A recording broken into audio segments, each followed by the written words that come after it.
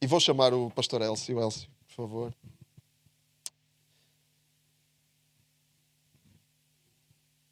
Vou pedir que te possas apresentar e dizer um pouco do vosso percurso. Eles são missionários em Vila Real, né? Estão lá no norte, no nortezinho lá de Portugal.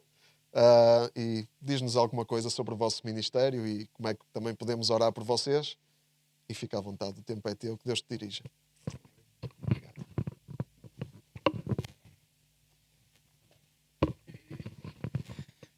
Bom dia, queridos. Bom dia. Que bom estar com vocês aqui. Obrigado, pastor Joel, pelo convite, pela confiança para estarmos aqui convosco nesta manhã. Nós somos uma família de missionários vindos do Brasil. Chegamos cá em fevereiro de 2022 e estamos, eu e a minha esposa que está ali. Nós temos um filho que faz 20 anos agora, no dia 26 de maio, e a menor, a miúda, faz 14 em agosto, faz 15 em agosto. Ela tem 14 agora, quase que eu erro aqui, ainda bem que ela me ajudou a acertar. Estamos em Vila Real já há mais de 3 anos, estávamos em parceria com a Igreja Batista de Vila Real, primeira Igreja Batista de Vila Real, e terminou a nossa parceria há 2 meses atrás, e hoje continuamos a servir em Vila Real, mas não em parceria mais com a primeira Igreja Batista de Vila Real. Trabalhamos em implantação de igreja ali na cidade de Chaves. Alguém aqui conhece Chaves? Alguns irmãos conhecem Chaves. Trabalhamos ali durante 3 anos. A igreja está lá para a glória de Deus, né? Deus abençoe os irmãos que estão lá. E esse tempo foi um tempo de conhecimento, de crescimento, de maturidade para nós. Foi um tempo muito bom. E seguimos agora na direção que o Senhor está a nos dar. Amém? Sou casado com a Lilian faz 21 anos agora. Não posso esquecer, não posso errar. No dia 15 de maio fazemos 21 anos de casados. Pela glória de Deus. Então é isto um pouco da nossa história, do nosso ministério, daquilo que estamos a fazer cá em Portugal. Eu quero, nesta manhã, compartilhar convosco uma palavra. Eu acho que é uma das palavras que eu tenho mais ministrado ao longo desse tempo. A minha esposa já está a ouvir há muito tempo, muitas vezes, essa mesma mensagem, mas sempre ela diz que tem algo novo. Então, me alegro por não ser sempre as mesmas coisas, sempre, né? Algo novo na mensagem que eu quero ministrar. Eu quero compartilhar com os irmãos na carta do apóstolo Paulo em 2 Coríntios, capítulo 4. E eu quero ler todo o capítulo. É uma parte muito importante, muito atual, daquilo que Paulo ele falou à igreja de Corinto, na atualidade, naquela época, e podemos aplicar isso hoje à nossa vida atual. Essa parte é muito atual. Fala muito conosco no dia a dia. Ele começa a dizer assim, nessa versão que eu tenho aqui, na versão Almeida, revista e atualizada. Por isso, tendo esse ministério, segundo a misericórdia que nos foi dada, não desanimamos. Pelo contrário, rejeitamos as coisas ocultas que trazem vergonha, não agindo com astúcia nem adulterando a palavra de Deus. E assim, pela manifestação da verdade, nos recomendamos à consciência de todos na presença de Deus.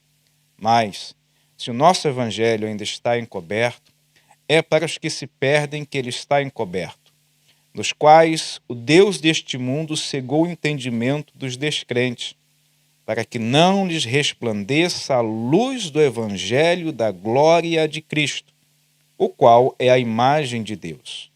Porque não pregamos a nós mesmos, mas a Jesus Cristo como Senhor, e a nós mesmos como servos de vocês, por causa de Jesus.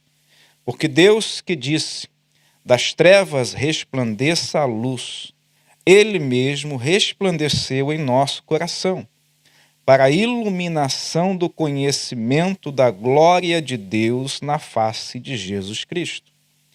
Temos, porém, este tesouro em vasos de barro, para que se veja que a excelência do poder provém de Deus, e não de nós. Em tudo somos atribulados, porém não angustiados. Ficamos perplexos, porém não desanimados. Somos perseguidos, porém não abandonados. Estamos abatidos, porém não destruídos. Levamos sempre no corpo o morrer de Jesus, para que também a vida dele se manifeste em nosso corpo. Porque nós, que vivemos, somos sempre entregues à morte por causa de Jesus, para que também a vida de Jesus se manifeste em nossa carne mortal. De modo que em nós opera a morte e em vós a vida. Tendo, porém, o mesmo espírito de fé, como está escrito, eu criei, por isso falei.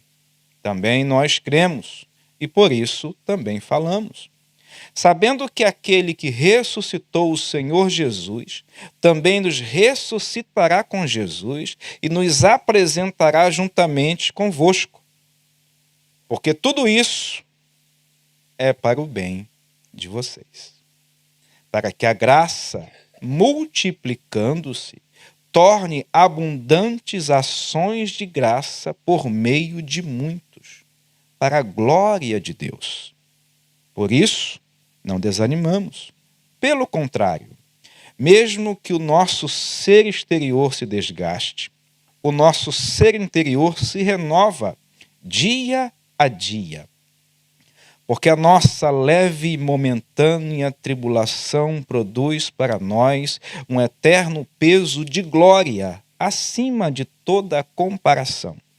Na medida em que não olhamos para as coisas que se veem, mas para as que não se veem. Porque as coisas que se veem são temporais, mas as que não se veem são eternas. Eu, sempre que vou ministrar nesse texto, eu gosto de pontuar algumas questões.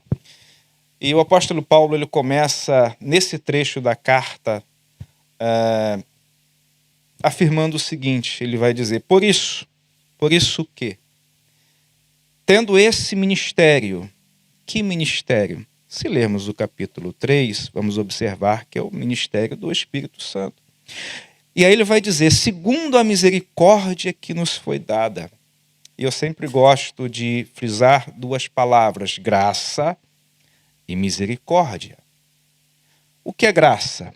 Graça, na melhor forma de dizer, também é um favor imerecido. Mas também graça é uma força motivadora que nos impulsiona, que nos mantém no caminho. Porque quando Paulo ora ao Senhor 3 vezes para que o Senhor retire o espinho da carne, qual foi a resposta que Jesus deu a Paulo? A minha graça te basta, porque o meu poder se aperfeiçoa na sua fraqueza. Então, graça, além de favor imerecido, também é uma força motivadora em meio às tribulações, às adversidades da vida para continuar. E o que é misericórdia? Misericórdia é Deus não conceder aos homens aquilo que eles merecem. Graça é Deus conceder a nós aquilo que nós não merecemos. E olhando para a graça, nós podemos dizer nessa manhã, ninguém é digno, é merecedor de coisa alguma. Tudo que temos é por graça, por bondade, por amor, por fidelidade, por promessa de Deus. Então ele diz o seguinte, segundo a misericórdia que nos foi dada, e aí ele diz essa palavra que já foi dita aqui nessa manhã, não desanimamos. Não desanimamos. A tendência ao desânimo, ela é muito grande, por diversas questões. E eu quero pontuar aqui apenas duas, rapidamente. Olhando para Abraão e para o seu sacrifício, para as promessas que Deus tinha na vida dele, para tudo aquilo que Deus falou a Abraão e para o sacrifício que ele foi conduzido a fazer. Isso lá no capítulo 22 de Gênesis. Quando olhamos para toda uma trajetória de vida de Abraão, Deus fez promessas a Abraão. E levou anos para que essa promessa se cumprisse na vida de Abraão. Abraão, nós conhecemos a história, não tinha filhos. E Deus fez promessa para a sua posteridade. Fez promessa para a sua descendência. O desvio de rota dentro do casamento com Abraão e a escrava gerou um filho. E Abraão amou aquele filho. Abraão amou Ismael. Depois, Deus cumpriu na vida de Abraão a promessa que era para com a sua família. Porque a escrava não era a esposa legítima. E Deus tem um projeto com família. Deus tem planos com família. Deus tem planos para o casal e para os filhos. Então a promessa de Deus estava condicionada a Abraão, a Sara e a partir deles a descendência. Isso fica evidente no texto. Então, nasce Ismael, nasce depois Isaque. Num determinado momento da vida de Abraão, ele é obrigado a deixar o filho ir embora. Ismael, porque Deus disse que Ismael não herdaria juntamente com Isaque. Ismael vai embora. Abraão precisa despedir o filho. Depois de algum tempo, os anos passam. E no capítulo 22, acontece algo específico na vida de Abraão. E eu quero ler esse texto. Voltar aqui rapidamente. Capítulo 22 de Gênesis. Vai dizer assim: depois dessas coisas, Deus pôs a Abraão à prova. Ele disse: Abraão. Ele respondeu: eis-me aqui. Deus continuou: pegue o seu filho, seu único filho, Isaque, a quem você ama. Só isso aqui já é um contexto bastante doloroso. Veja, Deus diz: pegue o seu filho, seu único filho, especificamente Isaque. Que mais? Aquele que tu ama. Vá à terra de Moriá e ali ofereça-o em holocausto sobre um dos montes que eu vou lhe mostrar. Desafio enorme para ser cumprido.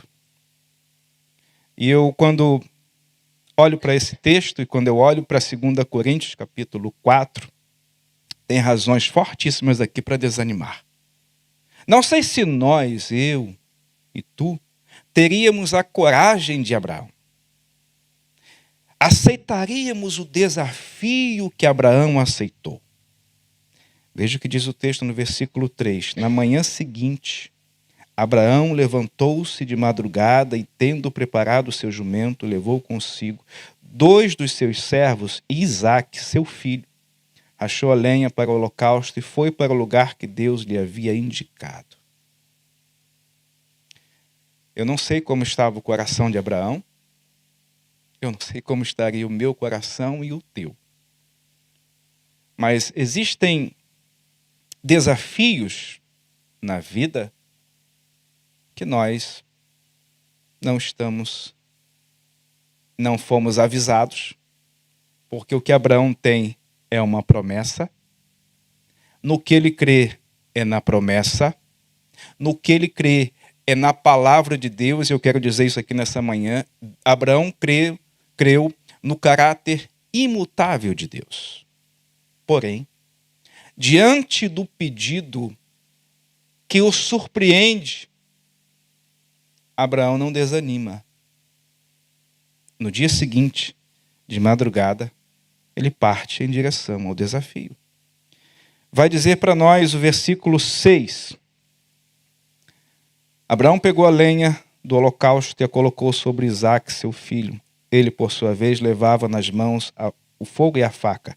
Assim os dois caminhavam juntos. Versículo 7. Isaque rompeu o silêncio. Isso aqui é interessante. Os dois estão a caminhar juntos, e há um profundo silêncio entre eles.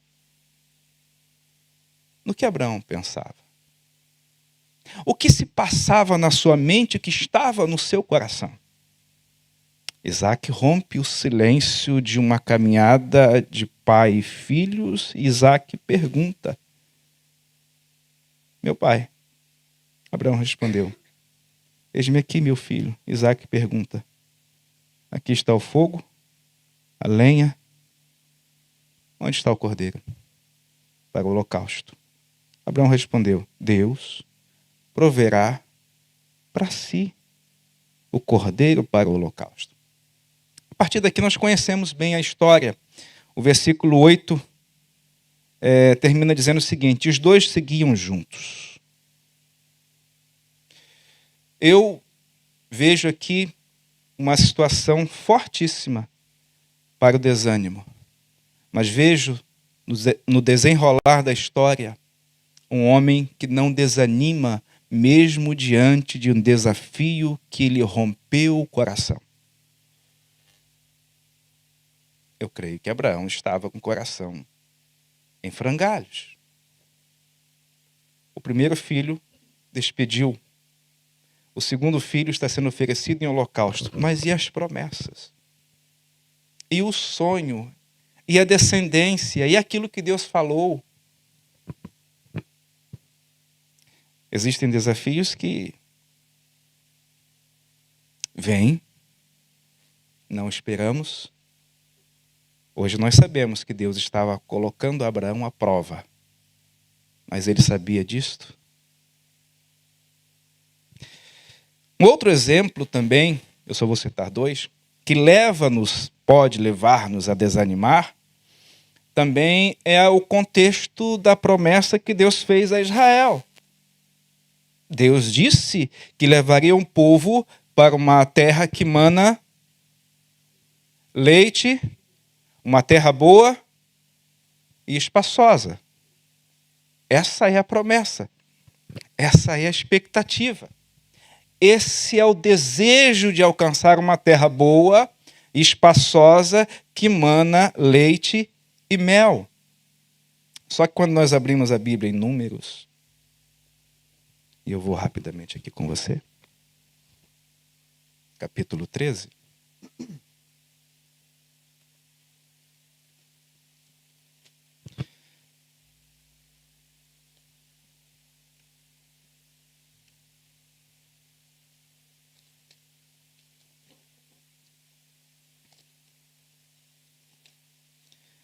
Números capítulo 13, a partir do versículo 25. O texto vai dizer assim para a gente: depois de 40 dias, voltaram de espiar a terra.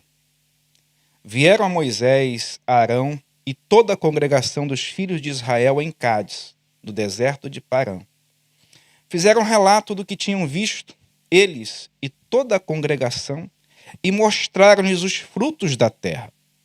Relataram a Moisés e disseram: fomos à terra a qual você nos enviou. De fato, a terra é uma terra que mana leite e mel, e são os frutos dela. Esses são os frutos dela. Mas o povo da terra que habita nela é poderoso. E as cidades são muito grandes e fortificadas. Também vimos os filhos de Anak. Os amalequitas habitam na terra do Neguebe. Os heteus, os jebuseus, os amorreus habitam nas montanhas. Os cananeus habitam perto do mar e na beira do Jordão. Então Calebe fez calar o povo diante de Moisés e disse: vamos subir agora e tomar posse da terra, porque somos perfeitamente capazes de fazer isso. Porém, os homens que tinham ido com ele disseram: não podemos atacar aquele povo, porque é mais forte do que nós. E diante dos olhos e diante dos filhos de Israel, falaram mal da terra, do que haviam espiado, dizendo: a terra pela qual passamos para espiar é terra que devora os seus moradores. E todo o povo que vimos nela são homens de grande estatura. Também vimos ali gigantes, os filhos de Anak. São descendentes de gigantes, e éramos aos nossos próprios olhos como gafanhotos, e assim também éramos aos olhos deles. Capítulo 14. Então toda a congregação se levantou e gritou em alta voz, e o povo chorou aquela noite. Todos os filhos de Israel murmuravam contra Moisés e contra Arão, e toda a congregação lhes disse: quem dera tivéssemos morrido na terra do Egito, ou mesmo nesse deserto. Porque o Senhor nos traz a essa terra para cairmos à espada e para que as nossas mulheres e as nossas crianças sejam por presa. Não seria melhor voltarmos para o Egito? E diziam uns aos outros: vamos escolher um chefe e voltemos para o Egito. Eu olho para esse texto e fico a imaginar. Deus sabia ou não sabia que na terra havia gigantes? Deus sabia. E aí para aplicar essa palavra aos nossos dias, eu começo a observar o seguinte: gigantes dos quais não somos avisados. Gigantes dos quais não nos falaram. A promessa que o povo tem é: a terra é boa, é larga, espaçosa, mana leite e mel. Porém, quando eles chegam para conquistar a terra, eles observam os obstáculos, eles observam os desafios, eles observam que a terra tem gigantes. Isto é motivo suficiente para, humanamente falar, desanimar. Sim ou não? Sim. Por que Deus não falou antes? Porque eles não iriam para a terra. Abrindo parênteses aqui para nós. Enfrentamos gigantes nesse tempo, dos quais não sabíamos. Desafios nesse tempo, dos quais Deus não nos falou. Porque se tivesse falado, o nosso coração já teria desanimado anteriormente. Se Deus fala para o povo de Israel que a terra era boa, larga e espaçosa, porém tinha gigantes, cidade fortificada, povo forte, o povo não sairia do Egito. A tendência humana para o desânimo é muito grande. Porém, eles estavam debaixo de uma promessa. Eles estavam sendo guiados por um Deus. Diz o capítulo 14, versículo 6. Josué, filho de Num, e Calebe, filho de Jofené, que eram daqueles que espiaram a terra, rasgaram as suas roupas e falaram a toda a congregação dos filhos de Israel, dizendo: a terra pela qual passamos para espiar é terra muitíssimo boa. Se o Senhor se agradar de nós, então nos fará entrar e nos dará essa terra, que é uma terra que mana leite e mel. Isso é uma constatação. Tão somente não sejam rebeldes contra o Senhor e não tenham medo do povo dessa terra, porque como pão, olha a palavra, a confiança de Josué e Calebe, porque como pão os podemos devorar. A proteção que eles tinham se foi. O Senhor está conosco. Não tenham medo deles. Palavra de dois homens que não olharam para os desafios, para a estatura dos gigantes, para as cidades fortificadas, nem para as dificuldades, mas creram no Senhor. Creram na palavra e creram na promessa. Quando Paulo escreve aqui essa parte do capítulo 4 de 2 Coríntios, ele começa dizendo: por isso, tendo esse ministério, o ministério do Espírito. Quando lemos o capítulo 3, o versículo 16 vai dizer para nós o seguinte, que quando alguém se converte, o véu é retirado, o véu da incredulidade, o véu da desconfiança, o véu da religiosidade, ele é retirado. Hoje nós estamos em Cristo. O véu da religiosidade já caiu, já foi tirado, e da desconfiança também já foi tirado. Paulo escreve aqui no versículo 7 do capítulo 4 de 2 Coríntios, que nós estamos a ler, e ele disse: temos, porém, este tesouro em vasos de barro. Qual é o tesouro que nós temos? A revelação de Cristo Jesus. Ele diz isso nos versículos anteriores.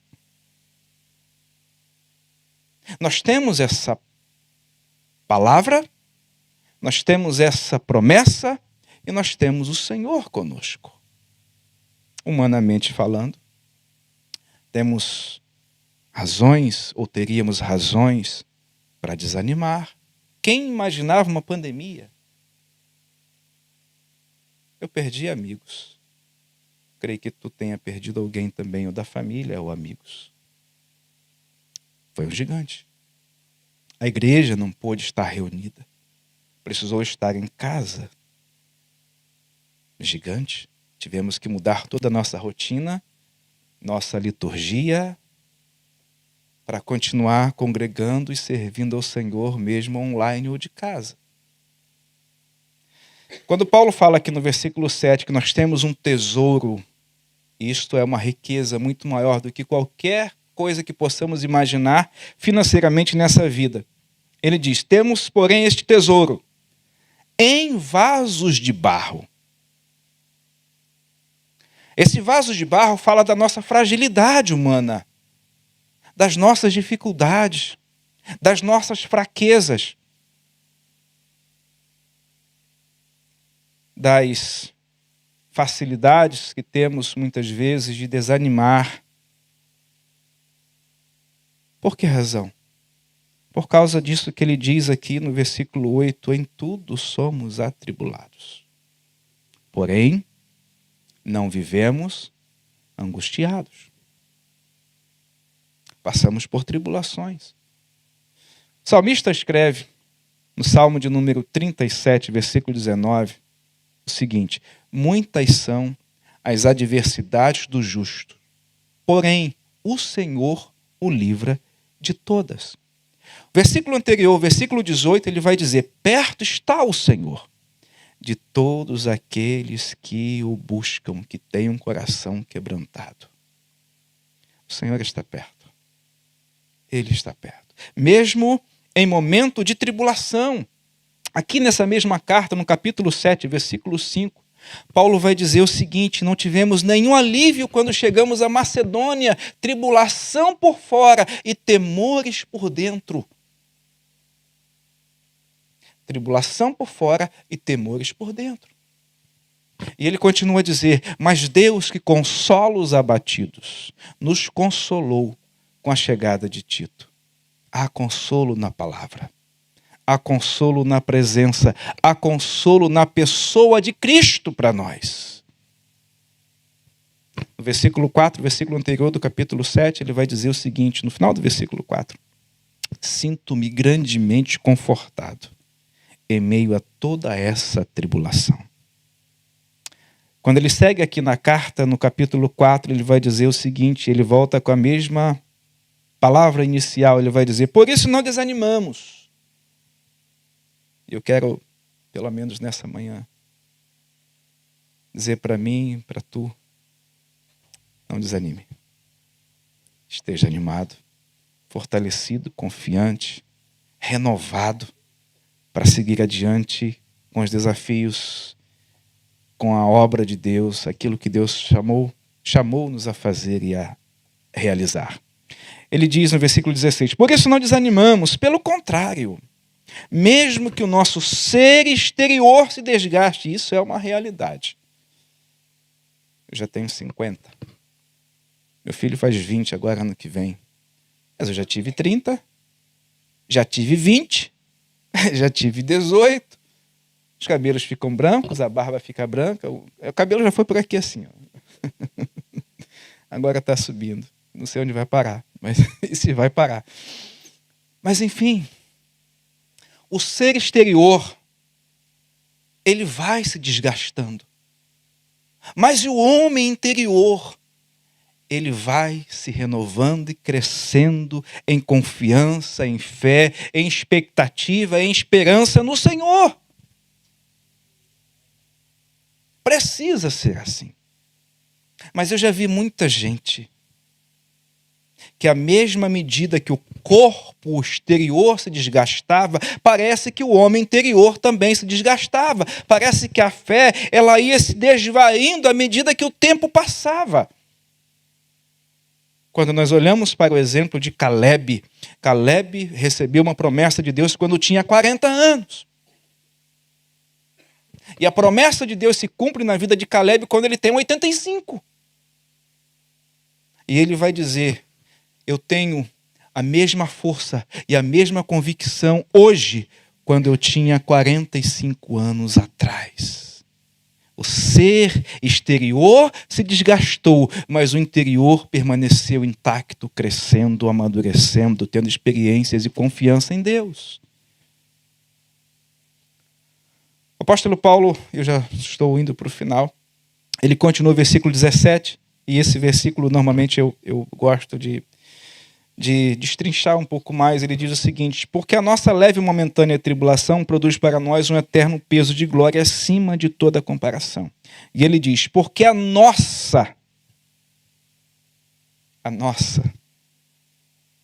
tribulação é minha. Essa tribulação que eu passo é minha, tu passa a tua.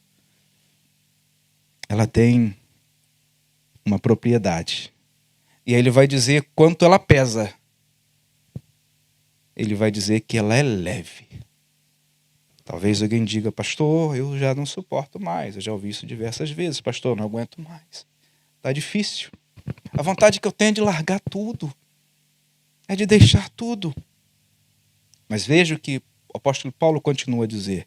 Porque a nossa leve, e agora ele vai dizer a duração, momentânea.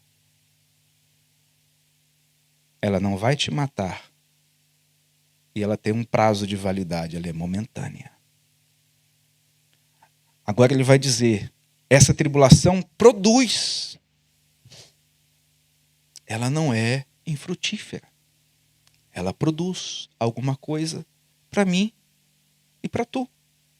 A dificuldade que nós vivemos no dia a dia, ela nos torna capacitados, experimentados, amadurecidos para enfrentarmos os problemas da vida e ajudarmos os outros.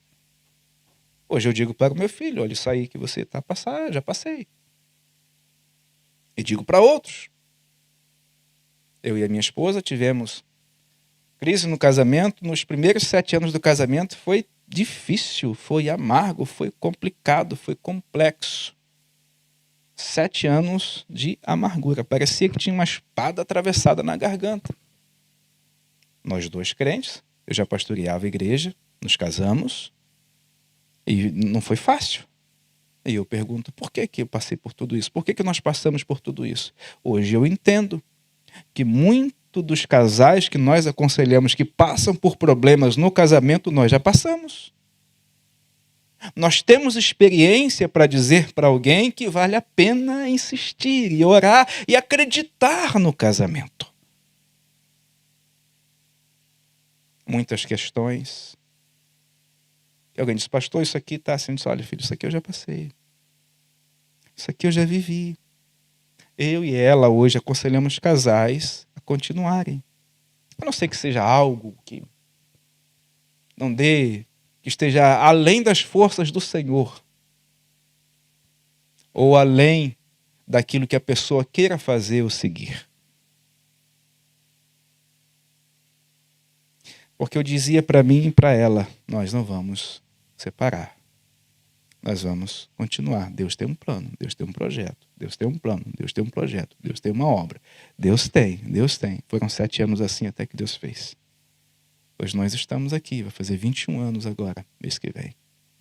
Mais unidos do que nunca. Mais solidificados do que nunca. Mais experimentados do que nunca. Mais uma só carne do que nunca. Não tem crianças aqui, né? Passamos por crise sexual. Passamos. Porque a nossa leve e momentânea tribulação produz para quem? Para nós. O que ela produz para nós? Um eterno peso de glória. Quando Paulo escreve isso aqui, ele está a pensar na balança de peso romana, onde você coloca um peso de um lado e um outro correspondente do outro, para ver se o peso se equilibra. E aí, quando coloca-se na balança o peso de glória, as tribulações não se comparam àquilo que é peso de glória. As nossas tribulações nunca vão se comparar àquilo que Deus fez e àquilo que Deus tem para a nossa vida. Mas Paulo traz aqui para nós um alerta. Ele diz o seguinte: em qual medida eu compreendo isto? Como eu entendo isto? Ele diz no versículo 18: na medida em que não olhamos para as coisas que se veem. Quando eu olho para as questões ao meu redor, eu posso ficar desanimado. Quando tudo ao meu redor conspira para o fracasso, me desanima. Quando o meu olhar é fixo apenas nas circunstâncias, a minha tendência é desistir, é desanimar, é soltar, é jogar a toalha. Não sei se é essa expressão aqui. Jogar a toalha. Paulo diz: quando não olhamos para as coisas que se veem, mas quando olhamos para as coisas que não se veem. Porque as coisas que se veem, elas são temporais. Aquilo que estamos a viver hoje, de ruim, é temporal. Estamos a viver muitas questões temporais. E ele vai dizer algo que nós precisamos, eu particularmente preciso aplicar muito à minha vida todos os dias, que é não olhar para as coisas que se veem, mas olhar para as coisas que não se veem. Nessa mesma carta, no capítulo 5, versículo 7, Paulo vai dizer o seguinte: porque não andamos por vista, mas andamos por fé. E a fé enxerga muito mais além do que os olhos naturais, do que os olhos humanos, do que o olhar apenas físico. O escritor de Hebreus, no capítulo 11, versículo 1, ele vai dizer para a gente: ora, a fé é o firme fundamento das coisas que não, mas a certeza, confirmação, convicção das coisas que se esperam.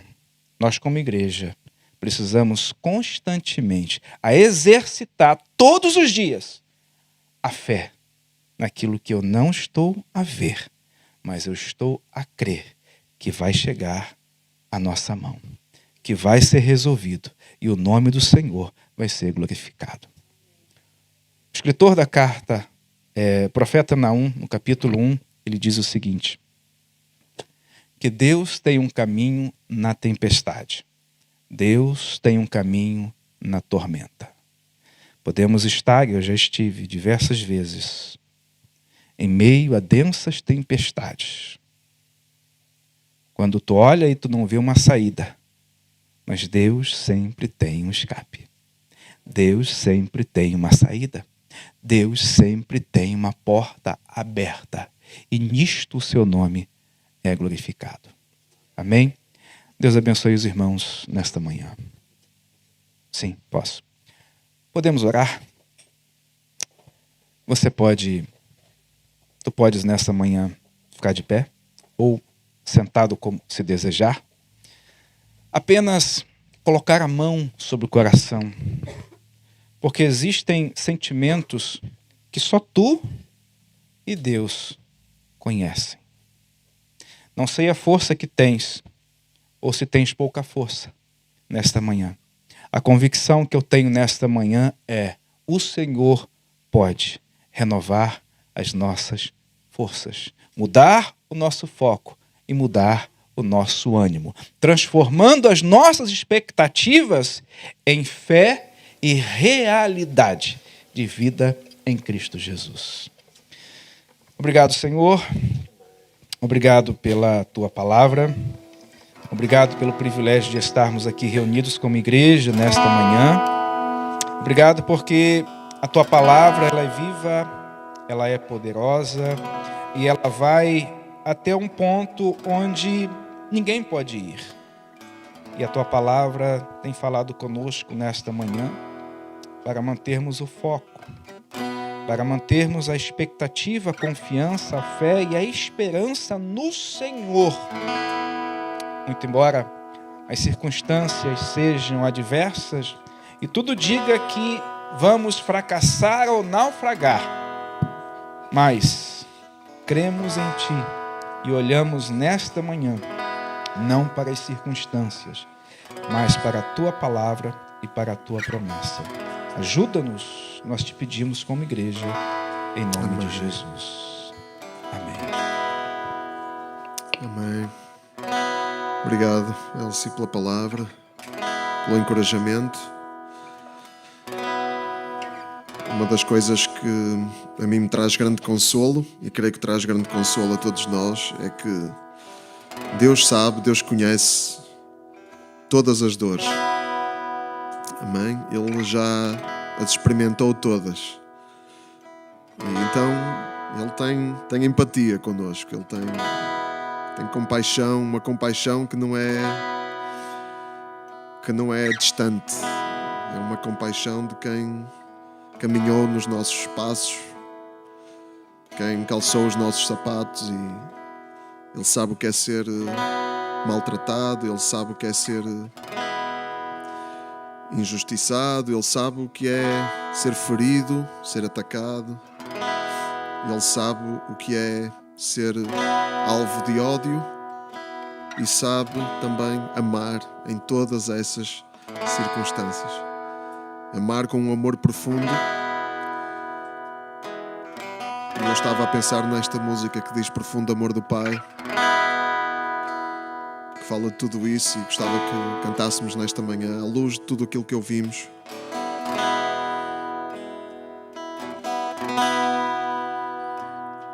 Profundo amor do Pai por nós, tão vasto e sem medida, que deu seu Filho para fazer do vil o seu tesouro. Que rude golpe para o Pai, chorando vir ao rosto, ao ver as dores pelas quais os filhos vêm à glória.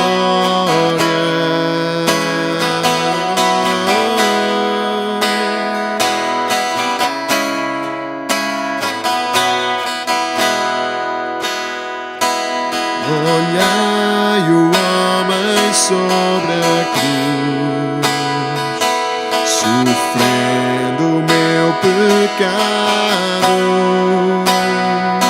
chocado ouço a minha voz, no meio das que troçam.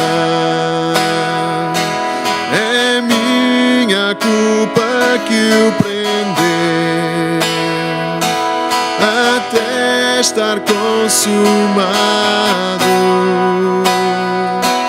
No grito dele ao expirar, obtenho a vida plena.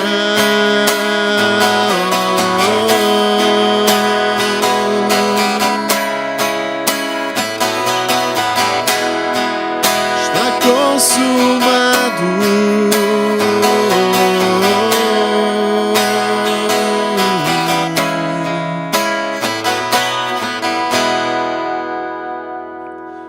Em nada quero me orgulhar,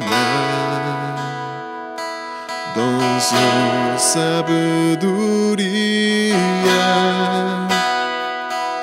Orgulho-me só em Jesus, o morto e ressurreto. Não sei porque sem merecer recebo o prémio dele,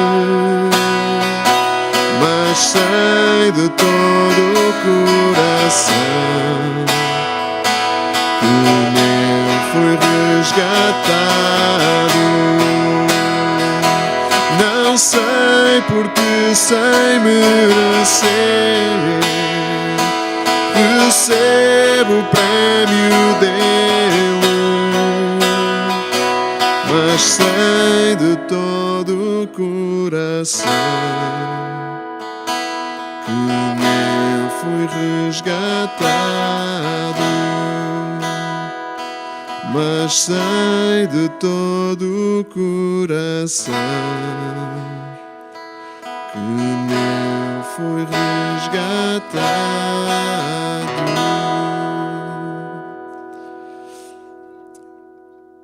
Amém, Pai. Obrigado pelo teu profundo amor por nós, que vieste sofrer aquilo a que nos poupaste. Obrigado porque Abraão não levou até ao fim. Tu providenciaste o cordeiro, e esse cordeiro é o teu filho, e tu levaste esse sacrifício até ao fim. E pela morte de Jesus na cruz nós temos vitória sobre todos os poderes das trevas, sobre o nosso pecado e sobre a morte. Obrigado porque ainda há pouco celebramos uma quadra dedicada à tua morte e ressurreição, mas que essa celebração possa ser uma celebração diária, entendendo que só através das feridas de Jesus nós somos sarados. Só através da tua morte nós temos vida abundante e eterna. Eu oro para que tu nos consoles nos nossos tempos de aflição, e todos aqueles que estão doentes, Pai, que têm estado com problemas de saúde, em mais vulnerabilidade. Oramos especialmente por eles, pela Dona Graça, oramos pela Dona Elisa, oramos pela nossa irmã Hermínia, oramos pela nossa irmã Natália, que está internada, e que tu possas trazer alívio, possas trazer consolo, a tua paz, a tua cura, a tua restauração, e que acima de tudo a tua presença esteja lá de forma palpável para que haja esta renovação do homem interior, da pessoa interior, mesmo no meio da dificuldade e do desgaste da pessoa exterior. Deus, obrigado pela vida do pastor Elcio, da Lilian, do Alan, da Samara. Pedimos também por eles para que tu os possas dirigir, possas capacitar, possas trazer visão, possas trazer direção, para que aquilo que tu entendeste que era o propósito deles aqui se possa cumprir. Nós não sabemos, eles não sabem, mas tu sabes, e que possas revelar a eles e que possas suprir as suas necessidades e sustentá-los ao longo de todo o caminho. Em nome de Jesus nós oramos, Pai. Amém.